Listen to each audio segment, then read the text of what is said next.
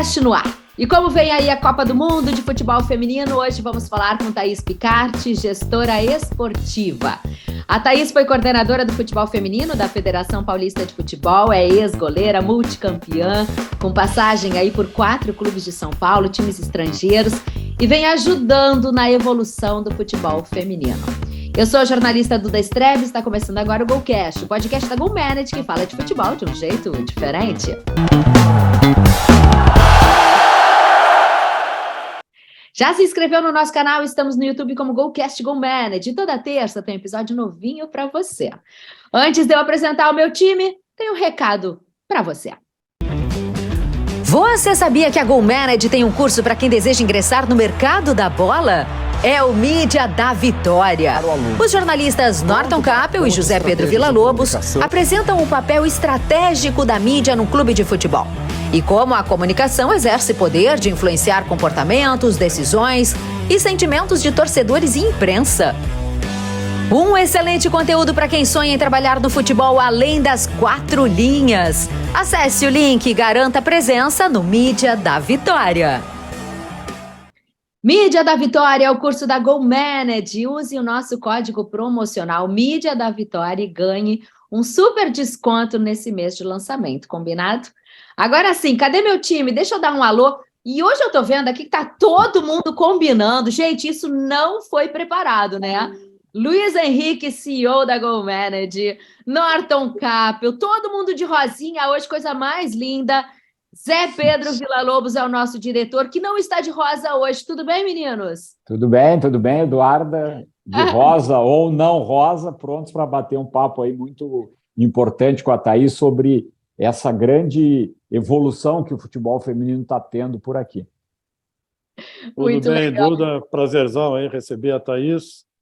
E na condição do CEO, quero dizer que o Zé Pedro não se apresentou de rosa, nós pedimos para ele desligar a câmera dele. Não estava contando, né? E detalhe, rosa, amarelo, azul, a cor que for tá valendo, não foi de propósito rosa, porque tem a ver com as mulheres, tá? Isso fique claro aqui, que não tem nada a ver, foi uma super coincidência mesmo. Agora sim, vamos lá para São José dos Campos, dar um alô para a Thaís. Tudo bom com você, Thaís? Bem-vinda ao nosso GoCast. Tudo bem, pessoal? Ótimo dia a todos aí. Estou muito feliz de estar aqui para falar aí sobre futebol feminino, né? O futebol de mulheres no nosso país. Num ano tão importante para a gente, né? Um ano que a gente espera de grandes conquistas. E é um prazer falar com todos vocês aqui. Ai, o prazer é todo nosso. Agora eu quero saber o seguinte, você é fã de futebol desde criança, os pais super apoiaram, e eu estava lendo que eu achei muito legal que você, suas irmãs, no campinho de várzea do ABC Paulista, eram conhecidas como as irmãs temidas Picartes. Me conta essa história, como começou essa paixão pelo futebol. E que história é essa de que vocês eram temidas pelos campinhos por aí? Bom, na verdade nós éramos associadas ali a um clube que existe até hoje ali no ABC, né? O Clube Atlético Aramaçã. E meus pais descobriram que se iniciava ali uma competição de futebol feminino. E nos inscreveram, né, na competição. Só que a competição ela acontecia assim, os times eram formados, quem ainda não tinha nota, enfim, não tinha participado nunca, eram formados sempre por sorteios. E quando você sorteava uma pessoa da família, uma menina da família, você levava a família inteira. E aí a gente não era conhecida, mas já na primeira competição nós fomos super bem. Bom, somos em 4, né, então era quase que, enfim, quase um time de salão ali, né? E eu no gol, as outras irmãs uma na defesa, a outra no ataque, a outra no meio do campo. Então, quando a gente ia jogar contra os outros times, eles já, digamos, tremiam um pouco na base, porque a gente era quase um time bem unido aí, né? A gente lutava muito umas pelas outras, então a gente ficou conhecida aí como as temidas Picartes, aí todo mundo que falava, barato. Tentava sortear uma de nós aí. E eu achei muito legal, porque os pais super apoiaram, né? Isso eu achei muito bacana, assim, que hoje é mais comum até de ver, né? Os pais apoiando as meninas, mas não era muito comum, assim, no passado, né? Não, não era, mas na minha casa era algo comum. Tanto que eu não tinha ideia de que o futebol feminino, em algum momento, havia sido proibido para mulheres, né? Na minha casa era uma brincadeira como outra qualquer. E como a gente tinha muitos primos, a gente estava sempre brincando de tudo. Tanto brincadeiras que eram consideradas de menina, quanto as brincadeiras que eram consideradas de menino. A gente jogava bola, empinava pipa, subia na árvore, brincava de boneca, brincava de casinha, brincava de tudo, entendeu? Era mais uma das brincadeiras que a gente tinha em casa. E como a gente tinha só na minha casa a gente já tinha um monte de criança, né? A gente estava sempre brincando, sempre se divertindo. Ô, Thaís, e quando começou, já começou no gol direto ou naquele momento ainda não? Não, não, eu queria fazer gol, né? Como todo mundo que começa quer fazer gol. Eu, na verdade, o que aconteceu é que nesse clube eu caí num time que não tinha goleiras. Então a treinadora fez o seguinte: ela falou, ó, cada final de semana alguém diferente vai pro gol, né? E chegou na minha vez, eu fui super bem, peguei pênalti, enfim, não tinha medo, já tinha uma estatura diferenciada, né? Então minha treinadora a partir dali começou a investir pesado em mim, que eu tinha que ser goleira e tal, e eu comecei a ser chamada para jogar em outras categorias, né? Eu jogava com as adultas, com as adolescentes e com as crianças. Então, para mim, era o máximo. Eu passava o dia inteiro jogando. Então, a partir dali, eu comecei a gostar, né? Chamar a atenção e acabei, assim, me apaixonando pelo gol, né? E aí é o que dizem, para você ser goleiro, atacante tem que ser algo nato, né? Você tem que nascer com aquela chama diferente, né? Para ser goleiro, goleira, não é para qualquer um, não. Tem que ter uma personalidade forte. Thaís, muito, muito obrigado por estar conosco. E eu queria fazer rapidamente duas perguntas. Como é que foi a tua transição para o futebol profissional feminino, então, já nessa linha histórica? E a gente está aí na expectativa da chegada da Copa do Mundo de Futebol Feminino. Qual é a expectativa para essa competição? Qual é a expectativa da seleção brasileira para o Mundial, no momento que o futebol brasileiro feminino está tão em alta, assim, tão falado, tão comentado, que aparece tanto? Quando eu fui fazer o teste no São Paulo, eu tinha 14 anos, né? E o São Paulo ele já era uma equipe profissional. É claro que não existia ainda a Lei Pelé, então na nossa carteira era, enfim, como um trabalhador comum, não era atleta de futebol, né? Então, no São Paulo eu já fui profissionalizada com 14 anos. Só que isso era fora da realidade, né? E depois, durante algumas vezes na minha carreira, eu tive que parar porque simplesmente as equipes deixavam de existir, né? E eu fui voltar a me profissionalizar só depois de muitos anos, novamente no São Paulo. E aí depois eu já fui para fora do país, quando eu voltei, já voltei com uma realidade um pouco diferente, mas bem aquém do que a gente está vivendo hoje, né? Porque a real visibilidade para o futebol de mulheres, para o futebol feminino no país, ela começa a partir ali de 2018, 2019, um pouco mais forte, com a última Copa do Mundo, e aí a gente tem realmente mais campeonatos sendo televisionados, uma mudança aí estrutural até, né, para chegar no que a gente tem vivido hoje, que, querendo ou não, é uma evolução e a gente está aí num momento bem diferenciado, né, do futebol feminino, com crianças aí entendendo que existem mulheres jogando, que as meninas podem sonhar um dia em serem atletas, tendo referências realmente em diversas áreas dentro do futebol, né? As mulheres têm entrado cada vez mais. Então, para mim, num primeiro momento já foi uma profissionalização, e ali no São Paulo, naquela época, ele era uma referência de formação de atletas, né? Então, ali eu aprendi toda uma conduta de como se comportar, enfim, a mentalidade de um atleta, como se vestir, como, enfim, eles eram bem, bem completos aí nessa formação, né? Então, foi uma escola muito boa para mim ali naquele momento. E aí, falando de Copa do Mundo, né? Bom, a gente está realmente no momento que a seleção passou por uma transformação muito grande. Nós temos atletas jovens, mas com uma rodagem muito grande, meninas que jogaram já em diversos países, desculpa, atletas que jogam nos Estados Unidos, que jogam na Europa, enfim, nas ligas mais fortes aí, que já jogaram na Ásia, enfim, meninas que realmente rodaram e que hoje competem com uma consciência diferente, já entendem o futebol de uma forma diferente. Então, esse é um momento muito especial para a gente, né? Nós trouxemos também uma treinadora que conhece o futebol feminino mundial, então tem uma ideia, sabe qual é o caminho para ser campeã, né? É uma treinadora que já, enfim, já ganhou medalhas olímpicas aí, né? Medalhas de ouro, inclusive. Então, ela tem o caminho das pedras. E acho que se tem um momento mais adequado e mais possível até hoje, acho que é esse momento. Então, eu estou muito esperançosa. Assim, a minha visão realista é que nós possamos chegar aí até uma semifinal, mas com um desempenho muito bom. A gente tem que estar num alto desempenho, num momento muito feliz de todas as atletas que estiverem ali. E acredito, sim, que aí já como torcedora, que a gente possa, inclusive, ser campeãs, né? Porque nós demonstramos muita força contra duas potências aí, né?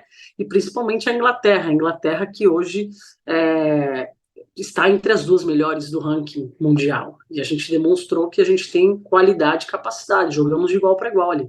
Então, esse momento é um momento que a minha visão está muito positiva sobre essa Copa do Mundo, então eu espero que a gente chegue aí pelo menos até a semifinal.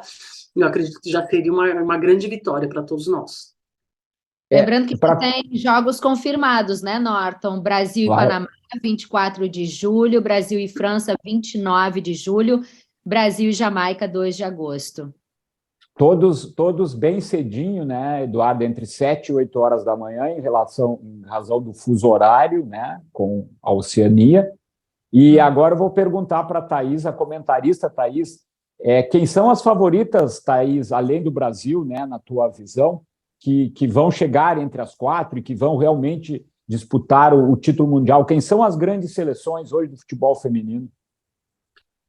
Poxa, acho que a principal no momento que eu vejo assim como uma grande seleção do mundo no momento é a Inglaterra. Para mim, claramente a Inglaterra vive um momento muito feliz, um campeonato também nacional muito forte, crescente, enfim, um investimento muito grande, né, na Liga Nacional. Mas temos também a Espanha, né, que tem sempre batido aí na trave, mas que tem muita qualidade técnica, uma equipe mais jovem, que tem demonstrado muita qualidade, principalmente nas seleções de base, e isso já vem há algum tempo, elas estão evoluindo muito na categoria também profissional, na categoria adulta. Temos a França, que também historicamente é uma seleção muito boa, né? Sabe também como ganhar, mas a França vive um momento delicado, teve muitos conflitos ali com sua treinadora, mudou o treinador, enfim, trouxe um grande treinador, mas isso esse tipo de mudança mexe muito, né, com as seleções. Então eu vejo hoje a Alemanha seria uma grande seleção, mas a Alemanha enfim, perdeu para o Brasil e também perdeu para a Zâmbia de forma muito... ficamos todos muito surpresos, né, com essa derrota, agora às vésperas aí da Copa, né? Então a Alemanha eu acredito que não esteja num bom momento, e a gente não pode negar que os Estados Unidos é nosso maior rival, acho que é um dos potenciais campeões, com certeza. Eu ia te perguntar exatamente sobre isso, Thaís, né? Sobre a questão dos favoritismos, né? E você falou exatamente os que eu também acho que são, né, as seleções que eu acho que são favoritas, né? Estados Unidos, né, é um tetracampeão do mundo, é o atual campeão, é a atual campeã, né? Você citou a Alemanha, mas a Alemanha já tem a experiência de ter um bicampeonato, né? Então, na hora que a coisa começa para valer, isso pode fazer uma certa diferença. A Espanha, ela não tem título, mas ela tem hoje a melhor jogadora do mundo, né? Que ganhou o melhor jogador do mundo, a Alexia Putellas, né? Isso. E você citou a França também. A França, de fato, mudou de treinadora, mas a troca do treinador fez com que as principais jogadoras regressassem para a seleção da França. Isso pode deixá-la mais forte também. E o Brasil, assim, é o 8º hoje do ranking da FIFA, ainda não ganhou, né? E carrega sempre este peso, né, de tentar buscar o primeiro campeonato, sempre essa expectativa. E em outras ocasiões eu sinto que isso pesou na hora da decisão, na hora de uma semifinal, de umas quartas de final, né? Tu acha realmente que a gente pode ser diferente desta vez, né? Encarar todo esse peso aí dessas favoritas todas? Uhum. Então, é o que eu disse, dessa vez todas as nossas atletas já tiveram muita rodagem aí, né? Ou praticamente todas, enfim, a gente tem meninas que estão suplentes ali, que tem menina de 17 anos, né? A Aline Gomes, por exemplo, ela enfim, é ainda muito jovem. Mas nós temos peças muito importantes com muita experiência também, né? E que tem jogado ali junto com essas meninas no dia a dia. Então, você ter uma rival ali numa seleção que você está habituada a conviver diariamente faz com que aquilo se torne mais possível. E nós temos muito talento, e sempre que uma brasileira sai para jogar fora, esse talento se evidencia. Então, o que faltava era muito trabalho físico para nós, né? O que já não, o que a gente já conseguiu equiparar. Eu vejo hoje a seleção brasileira com um potencial físico muito diferente do que era. Então, e um potencial tático também, né? Como, por exemplo, jogou contra a Alemanha e se defendeu muito durante muito tempo e conseguiu segurar, o que não era comum, né? A gente acabava tomando um gol em uma desatenção, em enfim, alguma falha ali individual, e a gente conseguiu fazer jogos ali que defensivamente a gente foi muito potente. Isso é importante também. E temos aí uma capacidade na linha de frente, enfim, a gente tem praticamente uma linha de frente desde a nossa intermediária defensiva até o ataque, né? A gente tem atletas ali com um potencial maravilhoso.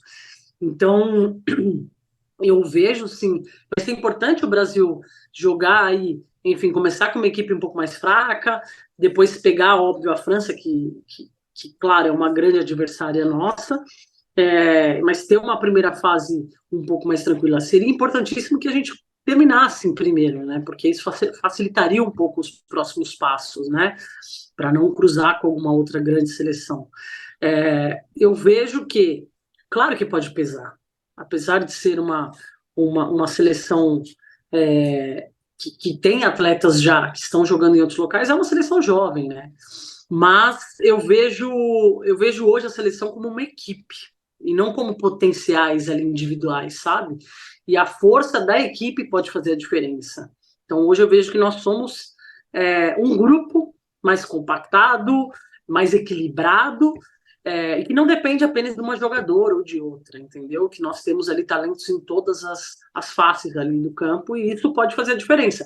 Mas hoje nós também temos uma consciência maior, por exemplo, a mídia tem um conhecimento muito maior, como você estava citando aí algumas questões, há pouco tempo atrás, pouquíssimas pessoas sabiam desse histórico ou de algumas informações. Então hoje nós temos mais informações e entendemos por que essas equipes, por que a gente não se equiparava ou não se equipara ainda a essas potências, né? O que realmente é feito, todo o trabalho e como isso faz a diferença. Então hoje a gente tem mais noção da realidade para poder cobrar.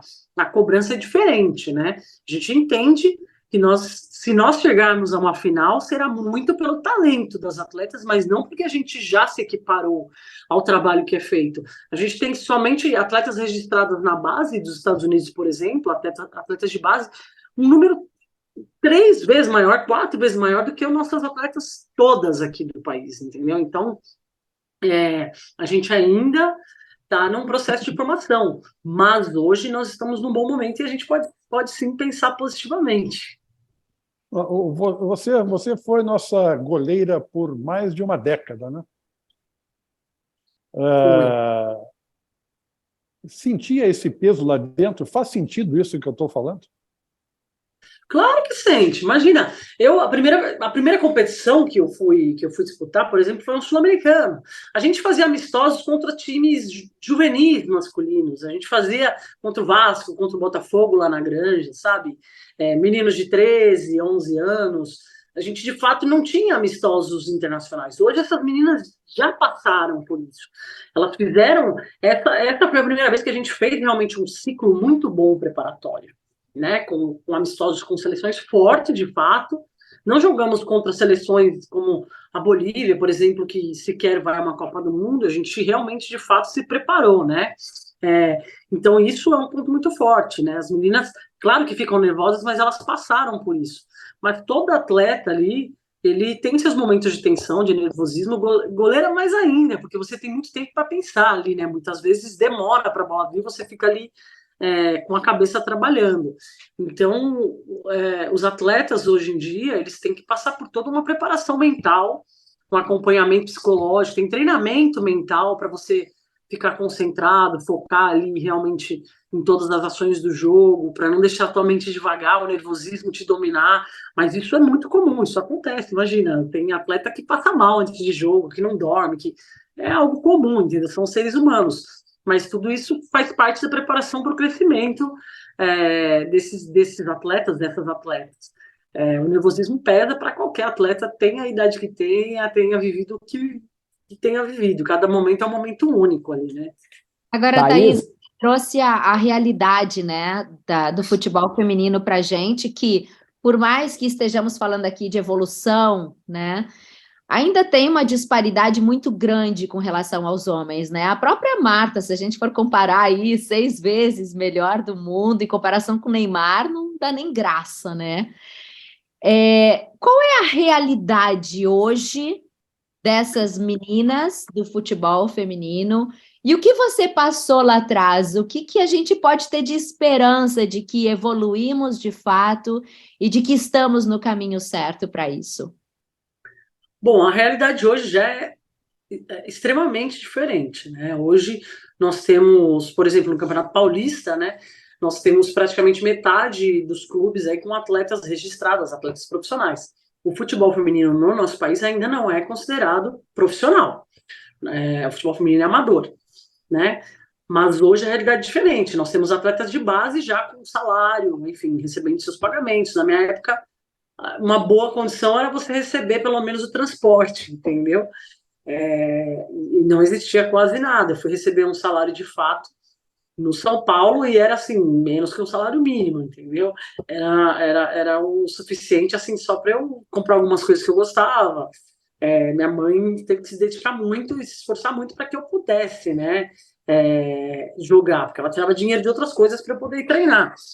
Agora as meninas de hoje não, elas já têm uma estrutura, têm um local para morar.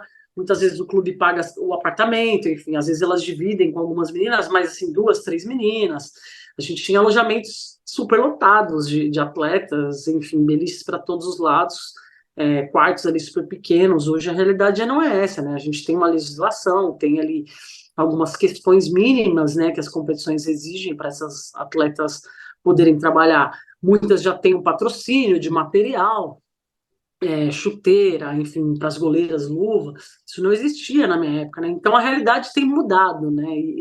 E a questão da exposição, né, da mídia. A gente não pode, obviamente, comparar com o futebol masculino, até porque nós tivemos aí praticamente 40 anos de proibição, nós tivemos 40 anos de déficit aí, né, de desenvolvimento. Então eu vejo que a gente tem se desenvolvido de uma forma até acelerada, né? Tanto em nível de qualidade quanto realmente de trabalho. O que acontece, assim, tudo é equilibrado ainda de acordo com o número de patrocinadores, o ganho que o futebol feminino também dá, assim, né, para as empresas, mas isso tem mudado cada vez mais. O Paulistão, ano passado, por exemplo, nós conseguimos pela primeira vez que uma competição nacional pagasse uma premiação recorde, sabe? A maior premiação da história, né, do país. E isso foi um dinheiro enfim, de detentores ali, né? Foi dinheiro com a imagem, né, da competição e das atletas. Então isso é fruto do trabalho delas, sabe? Não foi nenhuma doação, não foi benfeitorias, assim. Não, aquilo é fruto do trabalho delas, que deu uma repercussão, que tem um número muito grande de espectadores, cada vez maior, e não só isso, é uma modalidade que atrai um público diferente para o futebol, um público que sequer acompanhava futebol, que não gostava, e que hoje vê no futebol feminino uma possibilidade de acompanhar, seja por questões sociais, por apoiar, empoderamento, porque as meninas se reconhecem ali, veem que é um espaço para elas, ou outras pessoas, enfim, o futebol feminino ele se associa muito, né, a questões sociais importantes, por ser realmente uma questão de luta, né, de briga pelos direitos, Então, hoje a gente tem dinheiro novo, né? Essas pessoas diferentes acompanhando o esporte é um dinheiro novo para o futebol. Então, através do futebol feminino também, essas empresas conseguem captar um público diferente.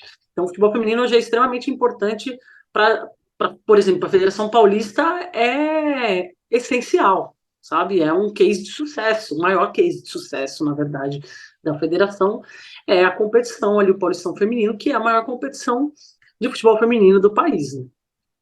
Ô, Thaís, eu acompanhei na CONAFUT o painel sobre futebol feminino como negócio. E aí eu quero te perguntar a mesma pergunta que eu te fiz lá na CONAFUT, quero fazer aqui no Golcast, até porque tu me respondeste lá no Golcast, na CONAFUT. Os clubes de futebol, eles têm que hoje tratar o futebol feminino no seu marketing, na sua administração, separado do futebol feminino, do masculino. Isso é uma condição importante para atrair todo esse potencial do novo dinheiro que está aí? Olha, sem dúvida, porque são produtos bem diferentes, né? Apesar de estarem dentro do mesmo clube, você não consegue dar o máximo de atenção ou trabalhar afinco ali aquele produto, né? Se não tiver uma equipe totalmente estruturada, exclusiva para aquilo. Então, um dos primeiros passos importantes para uma equipe é ter sua equipe estruturada de marketing, enfim, de propaganda, de mídia, ali voltada para o futebol feminino, para o futebol de mulheres, porque você precisa ter de uma equipe em loco ali acompanhando o dia a dia, conseguindo produzir material e também vendendo aquele produto, né? Ainda se tem muitos pacotes aí fechados em clube, né, para vender patrocínios que englobam tanto o futebol masculino como o futebol feminino junto. Mas é extremamente importante que você tenha essas equipes separadas, porque dessa forma você consegue também atrair patrocinadores. Hoje temos marcas que querem patrocinar exclusivamente o futebol feminino. Então, é importante se trabalhar esse produto de forma diferente, com uma visão diferente, com estratégias diferentes, até porque eles, dentro da nossa sociedade, eles são totalmente diferentes. Perfeito, né? Dentro de uma visão, né, de clube, né? Não que tem que ter um departamento de marketing para cuidar do futebol feminino. Existe um departamento de marketing do clube que atende uma visão de clube, né, o que aquele clube a cultura que ele tem, mas, sem dúvida, é um produto dentro do departamento de marketing completamente diferente. É como se fosse tratar a equipe de vôlei, é como se fosse tratar outra modalidade. Né? É um outro produto e tem que ter uma visão totalmente voltada a ele, né? Porque é diferente, concordo plenamente com isso. Não, e aí você consegue atrair realmente dinheiro, né, para aquele produto. Exatamente, perfeito. Um comentário só em cima da questão que a Duda falou, né, sobre a diferença. Está muito melhor agora, né, mas as informações que a gente tem é que o Neymar tem um salário de 36 milhões de euros anuais e a jogadora mais bem paga nesta Copa do Mundo é uma americana, que é a Alex Morgan, ganha $450 mil anuais. Quer dizer, ainda é uma diferença brutal, né? Brutal. Não, brutal, ainda mais para ela, né? Para o país que ela está e a representatividade que o futebol feminino tem naquele país, que atrai muito mais, que é um negócio muito mais poderoso do que outros esportes ali. Eu tenho certeza que tem atletas ali do futebol masculino que representam muito menos, que devem ganhar muito mais do que isso. Quer dizer, tenho certeza não, o Messi não está indo para lá agora. Mais do que certeza, né? Mas o Messi talvez não possa ser comparado, né, o salário do Messi com o salário dos jogadores americanos, porque o Messi também é um produto de marketing. O Messi também está sendo levado lá para tratar este produto chamado futebol, né, chamado soccer. Né? É outra visão também diferente. Exatamente. Mas, por exemplo, essas atletas como a Alex Morgan também é um produto de marketing. Ela é uma das atletas que mais representa no mundo, assim, em questões de marketing. Ela é muito boa jogadora, muito boa atleta, mas mais do que isso, a imagem dela é muito explorada, muito mesmo. Então, eu acho que ela deve ganhar mais enfim, com campanhas aí e com marcas do que realmente com o salário dela. Thaís, curiosidade. Norton, não sei se tem a ver, você vai mudar de assunto ou... Não, eu ia mudar um pouco de assunto, mas pode perguntar, pode perguntar. É uma curiosidade que eu tenho, assim, a gente fala muito aqui de fora, né, sobre futebol feminino, a diferença daqui e dali. O que vocês conversam entre vocês, né? O meio de vocês conversa. O que vocês falam sobre essa disparidade, sobre esse crescimento, essa nova realidade do futebol feminino? Eu estava lendo a possibilidade de ponto facultativo, né, durante o Mundial. Isso mostra também essa visibilidade maior que o futebol feminino está tendo hoje, né? Imagina você ter ponto facultativo para nós, torcedoras, aqui podermos acompanhar. O que vocês falam sobre? Eu gostaria de saber, Thaís. Bom, na verdade, assim, há alguns anos atrás, o ambiente era muito de revolta, assim, né? Enfim, de desgosto até, né? Enfim, muitas vezes de desespero. Você imagina uma atleta, por exemplo, a gente teve história aí de meninas que foram capitãs, inclusive, da seleção, durante muitos anos, e que passaram fome depois que pararam suas carreiras, né? Então, tem histórias bem difíceis, né, das pioneiras ali no futebol. Então, nós tínhamos uma consciência de que os nossos salários dependia muito da do desempenho, sabe? De ser campeão ou não. A nossa ideia era assim, se não for campeão, acabou o time. Era basicamente isso e acontecia, de fato, né? Então, isso foi mudando um pouco para uma conscientização do nosso valor, muito mais do que piedade, aquela coisa de vamos ajudar o futebol feminino, mas tá bom, a gente chegou aqui. Hoje a gente tem um poder, a gente tem um acesso ao público, a gente tem como ter redes sociais, nos vender como produtos de fato, né? Que as marcas possam nos ver, que o público possa nos acompanhar, e isso foi fazendo com que fosse mais valorizado. Então, a mentalidade hoje é muito mais de uma valorização e um entendimento do porquê das coisas, né?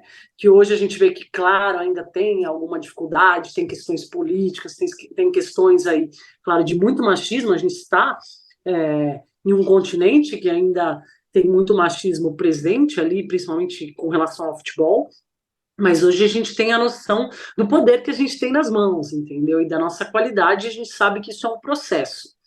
É um processo que poderia estar em outro patamar hoje, poderia, mas a gente teve, ao longo da nossa história recente aí no futebol, diversos retrocessos durante a caminhada. Então, o que a gente tem hoje é uma certeza de que o futebol feminino não vai retroceder, isso a gente sabe. Isso já é um grande ganho para todas nós. Então, hoje, o que a gente conversa muito mais de como melhorar as coisas, como se vender melhor, é sempre uma troca de comunicação muito mais voltada para uma mentalidade profissional do que realmente era antigamente, daquela questão de desespero, de piedade e tudo mais. A gente tem noção hoje do nosso valor. Thaís, você trabalhou na Federação Paulista, agora está iniciando uma carreira de gestora do futebol feminino, mas a pergunta que eu te faço, o futebol feminino em São Paulo hoje, ele é muito maior e muito mais forte do que no resto do Brasil? E eu te pergunto, baseado nas 4 equipes semifinalistas do Brasileiro Feminino, são de São Paulo. São Paulo tem uma história de vencer os campeonatos brasileiros. O Campeonato Paulista, tu fizeste referência, paga para as equipes que ganham, que chegam na final e que disputam a final. Tem como tornar o futebol feminino mais de uma qualidade melhor nos outros estados, ou isso não é possível? Como é a visão da gestora para que o futebol brasileiro feminino tenha uma competitividade entre ele maior? Porque eu, lendo e acompanhando, né, a gente vê que o futebol feminino em São Paulo está num outro mundo, literalmente. Então, na verdade, são algumas iniciativas, mas sim, o futebol feminino ele é incomparável com outros estados. E isso eu te digo até, talvez, da última equipe, ali, da 12ª para a primeira. E a premiação, na verdade, para São Paulo, não é só para o primeiro e para o segundo colocado. Eles ganham uma premiação diferenciada.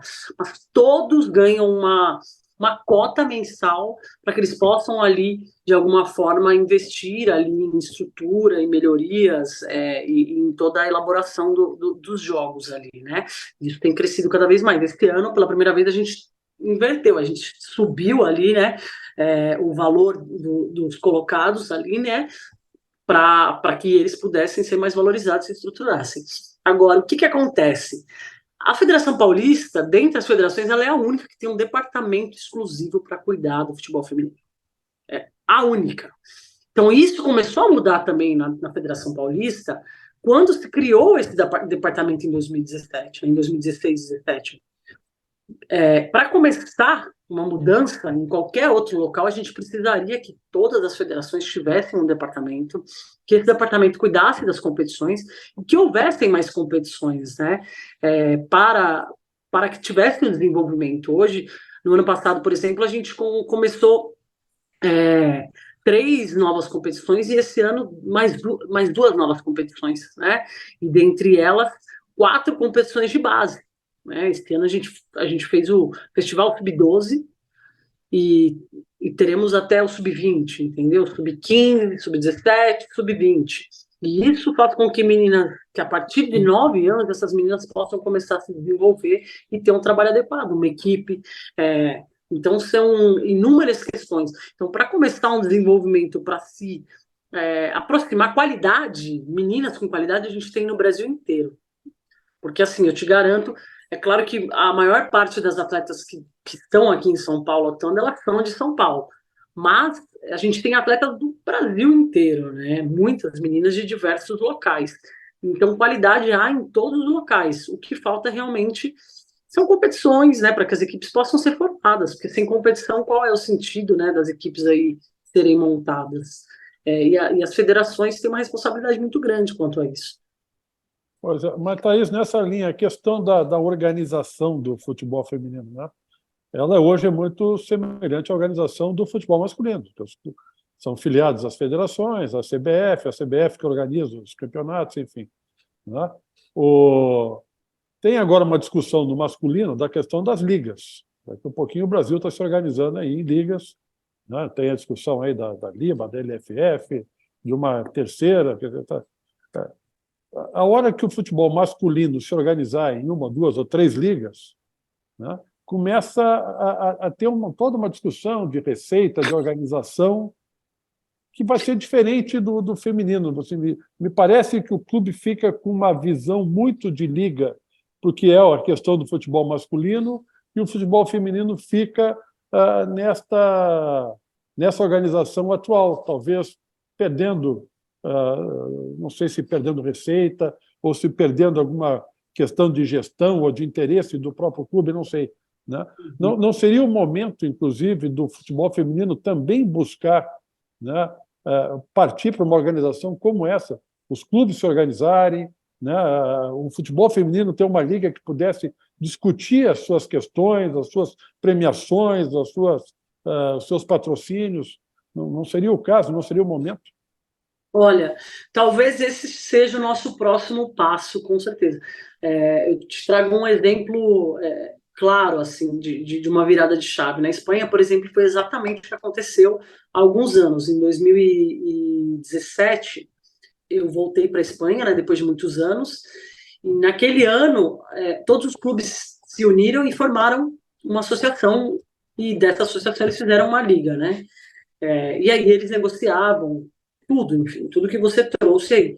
E isso foi uma virada de chave para o futebol espanhol feminino sem tamanho. Haja visto, a Espanha passou de ser uma seleção sem nenhum impacto, né, mundial, para ser realmente uma das potências. E para atrair ali a liga atletas do mundo inteiro, né? Então, com certeza, isso vai ser um próximo passo, porque preocupa sim, porque a gente vê todas essas negociações, enfim, mas em momento algum a gente vê a inclusão do futebol feminino dentro dessa ideia, desses clubes, né, dessa organização de liga. E aí, aonde entra isso, né? Aonde entra o futebol feminino? Então, é uma preocupação que a gente tem que ter sim, porque daqui a pouco tudo isso está acontecendo, e muito também, eu acredito que a questão governamental também entre muito nessa nessas questões ligadas ao futebol feminino, né? De algumas legislações que auxiliem para que realmente essas organizações também pensem no futebol feminino, para que englobe todas as pessoas da sociedade, né? Que não seja aí excludente, que essa nova realidade entre no que acontece hoje dentro do nosso futebol, né? Mas é algo que precisa acontecer, sim, com certeza. Thaís, sobre isso que o Luiz perguntou, é algo também que eu acho muito importante, mas já tem alguma coisa, você é de bastidor, é de gestão, tem alguém no futebol feminino que está buscando isso, que está cutucando os clubes para que pensem dessa forma, ou isso ainda está desarticulado do seu ponto de vista de conversa? Ou já existe alguma coisa de bastidor? Porque eu concordo com o que você trouxe aqui. É uma virada de chave. Mas já há alguém querendo moldar essa chave ou ainda não? Porque a gente sabe que as federações têm um interesse muito grande em manter as coisas sob o guarda-chuva delas, né? Então, é isso que a gente gostaria de saber. Olha, na verdade, vou ser sincera com você, não. O futebol feminino, assim, as mulheres, até as atletas, enfim, os clubes, a gente tem, claro, um diálogo totalmente diferente, mas eu não vejo ainda nenhum movimento realmente nesse sentido, né? Porque, querendo ou não, quase todas as equipes são muito atreladas ali ao futebol masculino e ao que a equipe masculina decide, né? Então, eu não vejo nenhum movimento entre as equipes. Talvez existam movimentos dentro da própria equipe, né? Movimento de realmente vai seguir essa liga, então nós seguiremos juntos.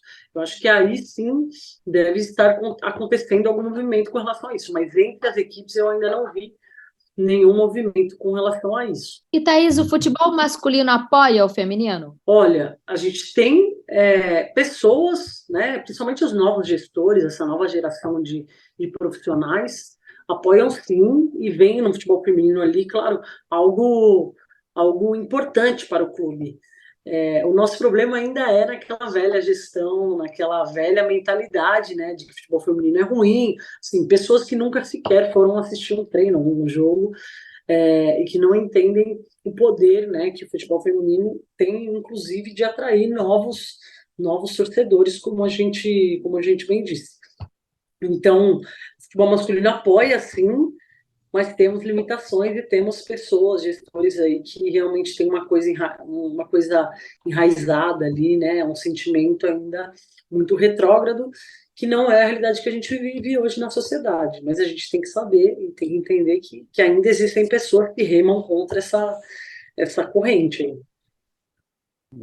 Thaís, fala, Luiz, pode falar. Nessa questão ainda, assim, a questão do apoio, né?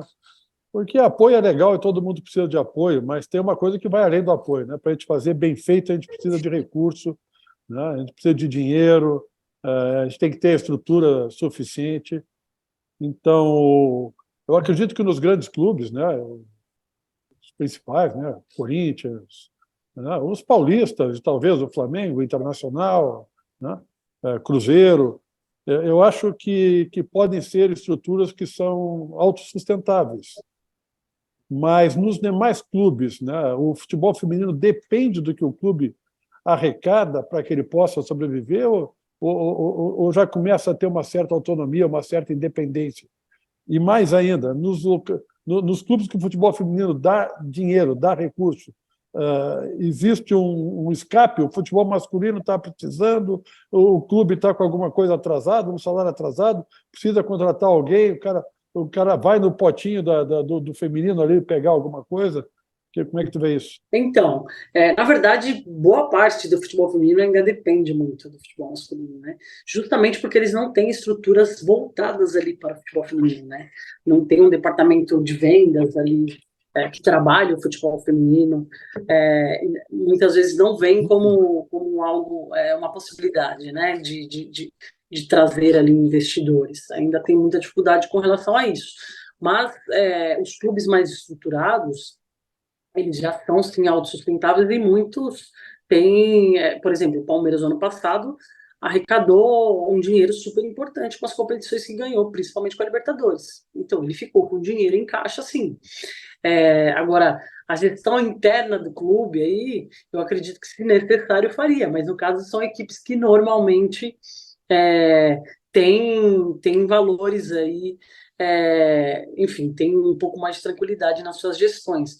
Não vejo isso como um problema, acho que pode acontecer ao futuro. Eu sei de clubes que fizeram isso no mundo, por exemplo, o Lyon, durante muito tempo, quando tinha algum problema, alguma dificuldade, pegava do caixa do feminino, porque o feminino ganhava muitas competições e tinham entradas importantes, tanto de patrocinadores, enfim. Mas hoje, boa parte das grandes equipes estão totalmente autossustentáveis, têm seus próprios patrocinadores, têm uma entrada importante, né, de verba, e claro, dependem muitas vezes, para se ter lucro, aí dependem muito das competições, né, as quais participam e as competições que ganham. São poucas equipes que já têm aí lucro realmente, né. Thaís, eu preciso te fazer uma pergunta, a gente acho que está indo para o encaminhamento aí do programa, sobre a questão do Mundial. Falar sobre a questão da figura da goleira, né, da importância, e de que isso é sempre no futebol muito importante. Quem são ou quem é a melhor goleira do mundo hoje e como o Brasil está em relação às suas goleiras para o campeonato mundial? Bom, hoje nós tivemos aí, claro, algumas polêmicas, né, com relação às goleiras do Brasil aí, né, até porque a Pia acabou convocando a Bárbara, que há muito tempo não ia convocada com a seleção, então isso realmente foi um fato diferenciado, mas a gente tem aí a Letícia, né, a Lelê, que tem um nível muito bacana e tem demonstrado isso repetidas vezes aí na competição, nas competições que participa, né, e hoje a gente tem um nível maior aí, a competição, o brasileiro é uma competição super acirrada, né, a gente vê o Corinthians, claro, que durante muito tempo dominou muito, a gente vê uma diferença ainda do Corinthians para as outras equipes, mas a gente vê que tem uma equiparação maior hoje, né, um pouco mais de competitividade. Eu já vi que no ano passado, por exemplo, eles ficaram fora da semifinal do Paulista, né? Mas tiveram também muitas questões de lesão. Então, eu vejo hoje que nós temos goleiras promissoras, com um trabalho já de desenvolvimento há mais tempo, né? A gente tem goleiras na base muito boas, e as goleiras que estão indo representam bem, mas eu vejo hoje a Letícia ali como uma goleira mais completa e mais preparada, claro. E para mim, na atualidade, a melhor goleira do mundo é a Christine Endler, que é chilena, né? E que há muito tempo tem feito um trabalho muito bacana, muito consistente, que teve seus momentos ali de queda, né? Até quando ela foi jogar na Espanha, ela passou por algumas dificuldades, mas depois voltou a crescer e até hoje não parou. Então, para mim, hoje ela é a melhor goleira do mundo na atualidade, sem dúvida. Que legal. Fiquei curiosa para saber se as irmãs Picarte seguem arrasando no futebol ou somente você seguiu a carreira. Onde andam as outras manas? Olha, estão espalhadas por aí, mas no futebol mesmo só eu segui, viu? Todo mundo é apaixonada, todo mundo segue apaixonada por futebol, todo mundo doida por futebol, umas mais que as outras, mas ninguém deu seguimento, porque na hora de começar a treinar mesmo, se preparar, aí cada uma foi indo para o lado e não deu muito certo, não, só eu mesmo. Quando o bicho pegou, só você ficou, Thaís. Só a goleira, só a goleira. Só a mais maluca, né? Só a mais maluca. Ô, Duda, eu tenho outra curiosidade, mas essa a Thaís não vai conseguir responder, nem nenhum de nós aqui vai conseguir responder. Né? É uma coisa que eu me pergunto sempre quando eu vejo a Pia dar uma entrevista. Eu não sei por que alguém que trabalha no país há 4 anos até hoje não diz bom dia em português. Por que ela não fala português? Meu Deus, que desinteresse ou que dificuldade tem essa mulher de aprender um pouquinho de português. São 4 anos morando aqui. Se tu me der 4 anos morando na Rússia, eu falo russo, cara. Te garanto que eu falo russo. né? Olha, eu fiquei 2 meses na França e meu francês estava bom, viu? Estava dando para me entender. É evidente. A melhor coisa que tem de trabalhar num lugar e as pessoas querem ouvir tu falar a língua deles, pô. Né? Eu acho que é um ponto, 4 anos aqui sem falar nada de é português. um ponto que os jornalistas têm tocado muito, viu? Anda incomodando muito os jornalistas e não tiro a razão, jamais. Eu acho que dava para se esforçar um pouquinho mais, né? Até porque de repente quebraria até um pouco do gelo, né? Ficar mais próximo, mas enfim. Não, e demonstra interesse no local, né? Que você está. Exato, que te acolheu, né? Enfim. Thaís, fala, Norton. Não, só para a Thaís nos falar um pouquinho, só quando é a Ladies Cup, que tem já tem a programação. Quando vai ser? Esse ano vai ter uma Ladies Cup Sub-20, que deve acontecer em setembro, se eu não estou enganada. Eu estou trabalhando especificamente na Pro, né, que é a adulta. É uma competição que acontece aí de forma bem reduzida, uma competição bem potente aí, né? São 8 equipes, 6 equipes do Brasil e 2 equipes de fora. Ano passado a gente teve o Atlético de Madrid, que veio, enfim, tivemos ali a Universidade de Chile também. E as grandes equipes brasileiras, né? Ano passado o Flamengo foi campeão do Ladies Cup. Esse ano ele acontece em dezembro, de 3 a 10 de dezembro. Teremos jogos televisionados aí, tá? Serão todos os jogos televisionados ou por TV fechada e a final em TV aberta. A princípio será Sport TV e Band. Enfim, uma grande competição. Vai ser a primeira fase, a gente vai fazer em Santo André e o jogo final vai ser em São Paulo. Legal, muito bom. Muito bom. Teremos equipes do Sul, viu? Teremos equipes do Sul. Certamente a melhor do Sul. Certamente a melhor do Sul estará presente. Tudo colorado aqui, Thaís. Tudo colorado.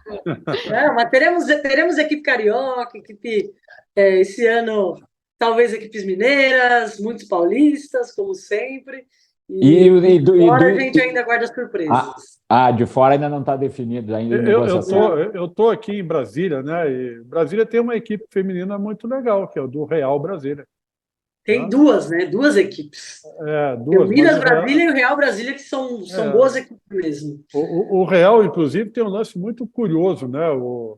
O Real Brasília é o atual campeão, né, do Distrito Federal masculino.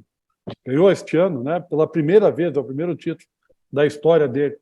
Mas tu entrar no estádio do Real é muito legal, porque o vestiário principal, em que eu tive a oportunidade de ir algumas vezes, só tem foto das meninas do Real. Só das meninas. O principal vestiário do estádio é todo, né, customizado com foto das meninas e é de uso delas, né? O vestiário do masculino é o vestiário menorzinho que fica mais no cantão do estádio, né? A prioridade toda... Eles que lutem! A prioridade toda do Elas Real já ganharam Brasil. algumas coisas, né? Eles que sigam lutando para melhorar a performance, que elas estão na frente. Legal, a prioridade deles aqui é o feminino.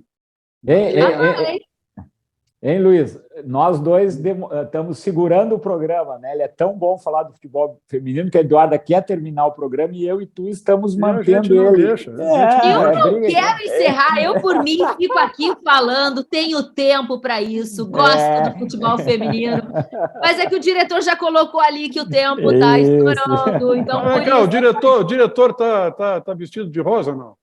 Tá sem moral. O diretor não tem que dar palpite hoje. O diretor está desligado. Né? Thaís, a gente só tem que te dizer parabéns pelo teu trabalho, pela tua luta, né? Porque você estava lá atrás, ó, lutando e abrindo porta para essa meninada, né? Se hoje a minha filha joga e acha legal, é porque muitas Thaís estiveram aí abrindo portas tão pesadas para essa meninada que vem aí. Então, te desejar sucesso, parabéns pelo que você fez dentro do campo, fora de campo agora. A gente só tem que aplaudir aí pelo teu trabalho e por essa força aí do futebol feminino hoje. Muito legal o bate-papo aqui com a gente. Eu que agradeço o convite. É muito bom ver o futebol feminino e o futebol de mulheres cada vez mais em pauta, né? Ver que nós temos cada vez mais jornalistas preparados, né? E que conheçam a modalidade agora para falar e debater e trazer realmente essas dúvidas, esses questionamentos, levantar aí, a bandeira da mulherada, né, dentro do futebol. Então, só tenho a agradecer, gente. Parabéns aí pelo programa. E agradeço novamente aí o convite, e vamos torcer aí para a gente, daqui a algum tempo, a gente se falar e o Brasil ser campeão, se Deus quiser. Ia ser bom demais, hein, Luiz, Norton? A gente está aqui na torcida pela nossa seleção brasileira feminina, que vem ao Mundial. Obrigada, Thaís. Esse é o nosso GolCast, o podcast da GoManage, que fala de futebol de um jeito diferente. Já se inscreveu no nosso canal? Estamos no YouTube como GolCast GoManage e também nas principais plataformas de áudio. Te inscreve e acompanha episódios como esse, super legais com a Thaís. Um beijo e a gente se vê.